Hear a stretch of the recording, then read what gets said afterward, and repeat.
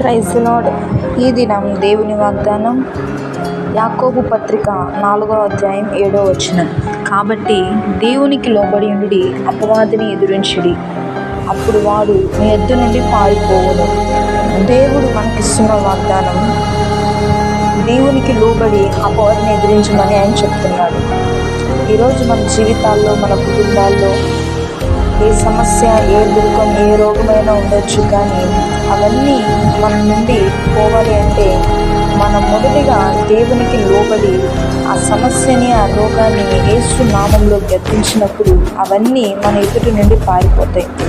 అందుకే మొట్టమొదటిగా మనం చేయాల్సిన పని ఏంటంటే దేవునికి లోబడి ఉండాలి. మొదట ఆయన నీతిని, ఆయన రాజ్యాన్ని వెతికినప్పుడు సమస్తము మనకు సమకూర్చబడతాయి. కనుక ఈ దినం దేవుడు మనతో మాట్లాడుతున్నాడు. మనము దేవునికి లోబడి అపవాదిని ఎదిరించినప్పుడు వాడు మన ఎదురు నుండి పారిపోతాడని.